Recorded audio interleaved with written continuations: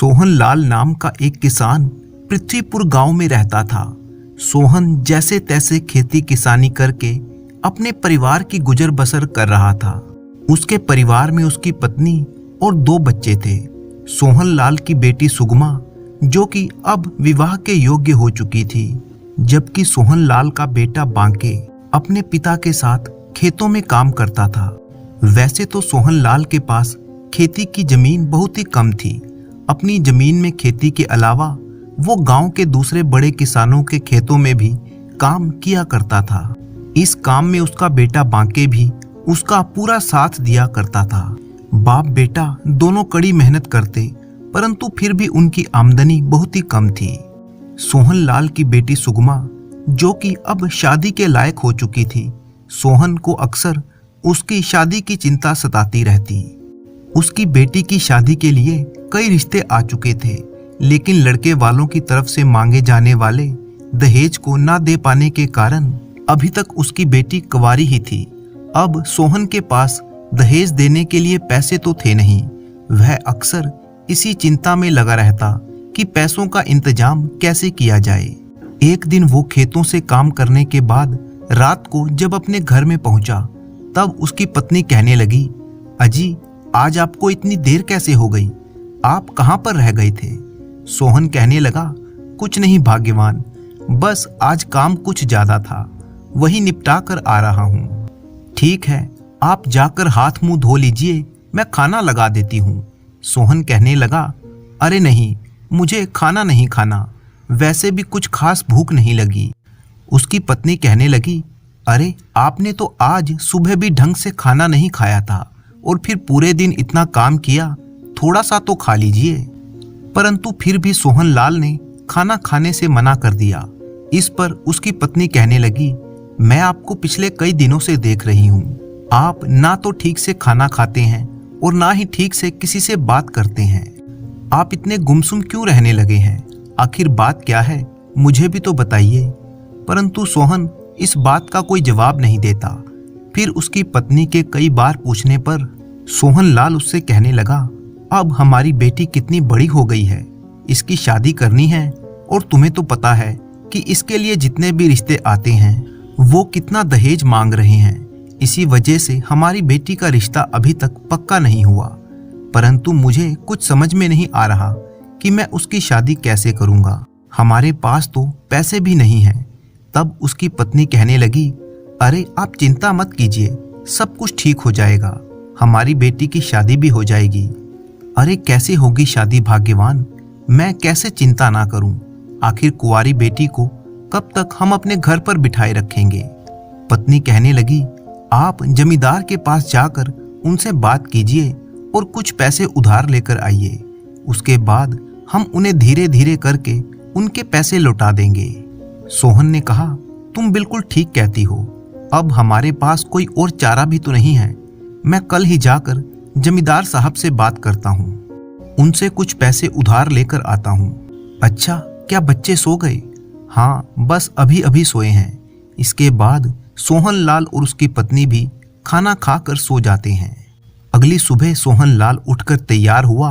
वह सबसे पहले जमींदार के घर जा पहुंचा। जमींदार ने जब सोहन को आते हुए देखा तो कहने लगा, अरे भाई सोहन, क्या हाल है तुम्हारे? आज इधर कैसे आना हुआ? सोहन कहने लगा, जमींदार जी, बस आजकल हालात ठीक नहीं हैं। मुझे आपसे एक जरूरी काम था, मुझे आपसे कुछ रुपए उधार चाहिए थे। जमींदार ने कहा, अच्छा कोई बात नहीं, तुम्हें कितने रुपए चाहिए? सोहन कहने लगा, जमींदार साहब, इस बार मुझे 1000-2000 नहीं बल्कि पूरे 50,000 रुपए चाहिए। ये सुनकर जमींदार हैरान रह गया और कहने लगा, सोहन लाल, इतनी बड़ी रकम भला तुम्हें किस लिए चाहिए? क्या करोगे तुम इन पैसों का? जमींदार साहब, मुझे अपनी बिटिया की शादी करनी है, इसीलिए मुझे इस बार कुछ ज्यादा रुपए चाहिए। लेकिन आप चिंता ना करें, मैं आपको ब्याज समेत सारे रुपए वापस कर दूंगा। जमींदार ने कहा, सोहन, तुम एक बार सोच लो, अच्छी तरह से सोच लो। तुम तो जानते ही हो कि मैं समय का कितना पक्का आदमी हूँ। उधार के मामले में मुझे ब्याज बिल्कुल समय पर चाहिए होता है। सोहन कहने लगा, हाँ जमींदार साहब, मैं अच्छी तरह से जानता हूँ। आप मुझ पर विश्वास रखिए, मैं बिल्कुल समय पर आपके सारे पैसे लौटा दूंगा। ये सुनकर जमींदार सोहनलाल को 50,000 रुपए कर्ज के रूप में देने को तैयार हो जाता है। रुपए लेकर सोहन वापस अपने घर में आया तो उसकी पत्नी ने कहा, क्या आपको पैसे मिल गए जी? सोहनलाल ने मुस्कुरा कर कहा, हाँ, मैं जमींदार से पूरे 50,000 रुपए लेकर आया हूँ। अब हम अपनी बेटी की शादी अच्छे से कर सकेंगे। और फिर ऐसा हुआ भी। सोहनलाल ने एक अच्छा सा लड़का देखकर अपनी बेटी की शादी कर दी। उस दिन के बाद से सोहनलाल कड़ी मेहनत करने लगा ताकि जमींदार का कर्ज समय पर चुकाया जा सके। इस काम में उसका बेटा भी सोहनलाल का पूरा साथ देता था। कुछ महीने बीतने के बाद जमींदार अपने 2 लोगों को साथ लेकर सोहनलाल के घर पर आ गया और कहने लगा, क्यों भाई सोहन, इस बार तूने मेरे ब्याज के पैसे नहीं दिए? जमींदार साहब, मेहरबानी करके मुझे कुछ दिनों का समय दीजिए। इस बार मेरी फसल ज्यादा बारिश हो जाने के कारण खराब हो गई है। पिछले कई महीनों से मुझे खेती में आमदनी भी नहीं हुई। घर का खर्च भी बड़ी ही मुश्किल से चल रहा है। जमींदार कहने लगा, भाई इस बात से मुझे भला क्या लेना देना? मैंने तो तुमसे पहले ही कहा था कि मुझे हर महीने समय पर मेरे ब्याज के पैसे चाहिए, लेकिन पिछले 3-4 महीने से तुमने ब्याज भी नहीं चुकाया। ऐसे कैसे चलेगा? भला तुम ब्याज तक नहीं दे पा रहे तो मेरी असल रकम कैसे वापस करोगे? सोहनलाल कहने लगा, जमींदार साहब, इस बार मेहरबानी करके मुझे थोड़ा समय और दीजिए। मैं आपका सारा पैसा पाई पाई करके लौटा दूंगा। जमींदार गुस्से में धमकाते हुए कहने लगा, देख सोहन, मैं तुझे आखिरी मौका देता हूँ। मैं तुझे सिर्फ 1 महीने का समय देता हूँ।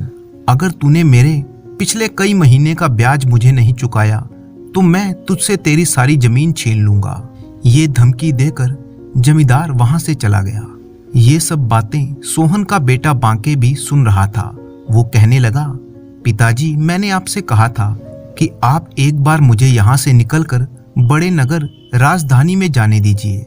मैं वहां जाऊंगा तो बहुत ही कम समय में ज्यादा से ज्यादा धन कमा सकूंगा। हो सकता है मुझे राजा के महल में ही कोई नौकरी मिल जाए। इस तरह से हम अपना कर्ज चुका सकेंगे। सोहनलाल अपने बेटे बांके से कहने लगा, अरे बेटा, हमारे पास तो पैसे भी नहीं हैं। मैं भला तुम्हें दूसरे नगर कैसे भेज सकता हूँ? पिताजी, वहां जाने के लिए ज्यादा पैसों की जरूरत नहीं होती। कुछ समय के बाद मैं वहां पर धन कमाने लग जाऊंगा। उसके बाद हम अपना कर्ज भी चुका सकते हैं। यहाँ पर तो हम चाहे कितनी भी मेहनत कर लें, कुछ भी होने वाला नहीं है, क्योंकि हमारे पास बहुत ही कम जमीन है और दूसरों के खेतों में काम करके ज्यादा धन नहीं कमाया जा सकता। ऊपर से खेती के कारण हमें इतना सारा नुकसान भी झेलना पड़ता है। आप मुझे बस एक मौका तो दीजिए, मैं वहां जाकर आपकी सारी समस्याओं को हल कर दूंगा। लेकिन सोहनलाल ने अपने बेटे की बात नहीं मानी और उसे जाने से मना कर दिया। उससे कहने लगा कि तुम ये बड़े नगर के सपने देखना छोड़ दो। मैं तुम्हें वहां नहीं भेज सकता। हम लोगों को यहीं पर रहकर कुछ करना होगा। इसके बाद धीरे धीरे समय बीतता गया। इस दौरान जमींदार ने कई बार सोहनलाल के घर आकर उसे धमकाया। सोहनलाल जैसे तैसे जमींदार के आगे गिड़गिड़ाकर अपने आप को बचाता रहा। धीरे धीरे अब सोहनलाल का बेटा बांके भी जवान हो चुका था। वह शरीर से हट्टा कट्टा और लंबा चौड़ा था। और फिर एक दिन जमींदार सोहनलाल के घर पर आया, उसे अपना कर्ज वापस करने के लिए कहने लगा, परंतु सोहनलाल के पास तो पैसे थे ही नहीं। इस बार जमींदार ने उसकी एक ना सुनी और जबरदस्ती सोहनलाल का खेत हड़प कर लिया। दुख के कारण सोहन बहुत ही रोने लगा। वह अपनी पत्नी से कहने लगा, भाग्यवान, अब हम आखिर क्या करेंगे? जमींदार ने तो हमारे सारे खेत भी छीन लिए।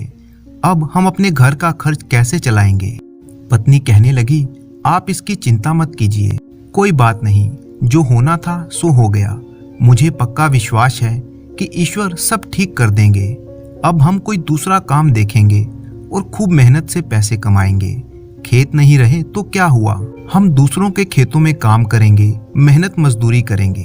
अब सोहन और उसका परिवार दूसरे लोगों के खेतों में पूरा दिन काम करता, परंतु इसके बावजूद भी उनकी गरीबी दूर नहीं हुई। अब सोहन लाल का बेटा बांके, जो कि युवा हो चुका था, अपने पिता से कहने लगा, पिताजी, आप मेरी बात मान लीजिए, कृपया करके आप मुझे एक मौका दीजिए। मैं दूसरे नगर जाकर खूब मेहनत करूंगा, खूब पैसे कमाऊंगा। आप देखना कितनी जल्दी हमारा समय बदल जाएगा। लेकिन इस बार भी सोहन लाल ने अपने बेटे की बात नहीं सुनी, उसे डांट कर वापिस भेज दिया। तब सोहन की पत्नी सोहन से कहने लगी, आप अपने बेटे को एक मौका तो दीजिए, आखिर हमारा बेटा कितना मेहनती और कितना समझदार है। मुझे तो पक्का विश्वास है कि राजधानी में जाकर वो अच्छे से काम करेगा।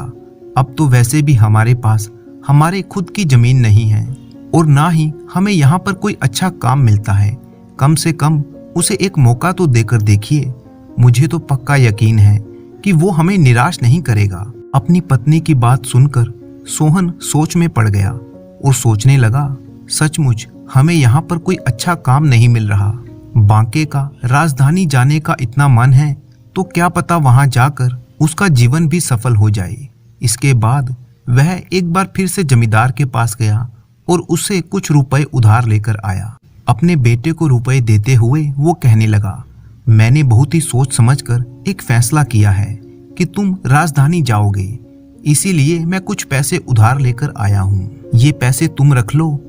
बांके कहने लगा, पिताजी, मुझे वहां पर जाने के लिए इतने ज्यादा पैसों की आवश्यकता नहीं है। नहीं बेटा, तुम ये पैसे अपने पास रखो। एक अनजान नगर में पैसे ही तुम्हारे काम आएंगे और तुम्हें वहां पर पहुंचते ही कोई अच्छा काम थोड़े ही ना मिल जाएगा। ना जाने तुम्हें कितने दिनों तक वहां पर काम की खोज करनी पड़े। ऐसे समय में ये धन ही तुम्हारे काम आएगा। देखो, वहां पर जाकर पूरी मेहनत और ईमानदारी से काम करना। बांके ने अपने माता पिता से आशीर्वाद लिया और राजधानी की तरफ निकल पड़ा। कुछ दिन का सफर तय करने के बाद वो राजधानी में पहुंचा। इस बड़े नगर की चमक धमक देखकर बांके हैरान था। बड़े बड़े और ऊंचे ऊंचे मकान, घोड़ा गाड़ियों पर घूमते लोग, ये सब देखकर बांके विस्मित सा हो गया। वहां पहुंचकर बांके ने सबसे पहले एक सराय में अपने लिए आसरा ढूंढ लिया और फिर अगले दिन से वो काम की तलाश में घूमने लगा। वह नगर के बाजार में गया, वहां के व्यापारियों से काम मांगने लगा, परंतु एक अनजान नगर में भला उसे काम कौन देता। आखिरकार उसे एक व्यापारी के पास काम मिल ही गया। बांके को अनाज की बोरियों को उठाकर गोदाम में रखने का काम मिला था। वह अपने इस काम को पूरा मन लगाकर करने लगा। अभी 2-4 दिन ही बीते थे कि एक दिन की बात है, जब बांके सेठ के यहाँ पर काम कर रहा था तो उसी समय बाजार में से उस राज्य का सेनापति अपने घोड़े पर सवार होकर जा रहा था कि तभी उसकी नजर बांके पर पड़ी। उसने देखा कि एक हट्टा कट्टा लंबा चौड़ा नौजवान बड़ी ही आसानी से भारी भरकम बोरियों को उठा उठाकर एक जगह से दूसरी जगह पर रख रहा था। वो बांके की ताकत को देखकर बहुत ही प्रभावित हुआ। कुछ देर तक वो बांके को काम करते हुए देखता रहा और फिर वो अपने घोड़े से उतरकर बांके के पास गया। कहने लगा, अरे नौजवान, तुम कौन हो? तुम्हें पहले कभी नहीं देखा। सेनापति को अपने सामने देखकर बांके एक क्षण के लिए घबरा गया और हाथ जोड़कर कहने लगा, हजूर, मेरा नाम बांके है, मैं पृथ्वीपुर गांव से आया हूँ। क्या मुझसे कोई गलती हो गई तो मुझे क्षमा कर दीजिए। सेनापति ने जब देखा कि बांके कुछ घबरा गया है तो मुस्कुराकर कहने लगा, अरे नहीं नौजवान, तुमसे कोई गलती नहीं हुई, बल्कि मैं तो तुम्हें इतनी मेहनत से काम करता हुआ देखकर तुम्हारे पास आया हूँ कि तुम किस तरह से इतनी भारी भरकम बोरियों को उठा उठाकर एक जगह से दूसरी जगह पर इतनी आसानी से रख दे रहे हो। साथ ही तुम्हारा ये लंबा चौड़ा और शक्तिशाली शरीर देखकर मैं तुमसे बहुत ही प्रभावित हूँ। अगर तुम चाहो तो मैं तुम्हें एक बहुत ही सम्मानजनक नौकरी दिलवा सकता हूँ, जिसमें तुम्हें अच्छा वेतन भी मिलेगा। अच्छी नौकरी और वेतन का नाम सुनकर बांके की मानो मन की मुराद पूरी हो गई हो। वो खुश होकर कहने लगा, कहिए हजूर, आप मुझसे क्या नौकरी करवाना चाहते हैं? देखो युवक, मैं इस राज्य का सेनापति विक्रम सिंह हूँ और मुझे तुम जैसे बलशाली युवकों को अपने राज्य की सेना में भर्ती करने का काम सौंपा गया है। यहाँ से चलने के बाद तुम्हें कुछ समय के लिए सैनिक प्रशिक्षण दिया जाएगा और फिर तुम्हारी नियुक्ति सेना में कर दी जाएगी। वेतन की तुम चिंता मत करो। सेनापति का प्रस्ताव सुनकर बांके खुशी से उछल पड़ा। वह तुरंत ही सेना में भर्ती होने के लिए तैयार हो गया। इसके बाद सेनापति बांके को अपने साथ ले आया। कुछ दिनों तक सैनिक प्रशिक्षण लेने के बाद बांके को राज्य की सेना में भर्ती कर लिया गया। बांके की लंबी चौड़ी कदकाठी और उसकी शक्ति को देखते हुए उसे महाराज का अंगरक्षक बना दिया गया। अब उसके पास रहने के लिए एक अच्छा मकान था जिसमें सभी तरह की सुख सुविधाएं मौजूद थी। और फिर एक दिन सेनापति से आज्ञा लेकर बांके अपने गांव में गया, जहां अपने माता पिता से मिला। उसके माता पिता ये देखकर बड़े ही खुश थे कि उनका बेटा अब राजमहल में राजा का अंगरक्षक बन गया है। ना सिर्फ बांके के माता पिता बल्कि पूरा पृथ्वीपुर गांव अब बांके के ऊपर बहुत ही गर्व महसूस कर रहा था। सभी गांव वालों ने बांके का बहुत ही आदर सत्कार किया। कुछ दिन वहां पर रहने के पश्चात बांके ने अपने माता पिता से राजधानी में आकर रहने का आग्रह किया, जिस पर उसके माता पिता तैयार हो गए। जब बांके अपने माता पिता के साथ गांव से विदा हुआ तो पूरा गांव उन्हें विदा करने के लिए आया। इसके बाद बांके अपने माता पिता को लेकर अपने नए मकान में आ गया। कुछ समय के बाद बांके के माता पिता को बांके की शादी की चिंता सताने लगी। होते होते ये बात जब सेनापति को पता चली तो वह बांके के माता पिता से मिलने के लिए उनके घर पर आया। सेनापति ने बताया कि वह अपनी इकलौती बेटी की शादी बांके से करना चाहते हैं।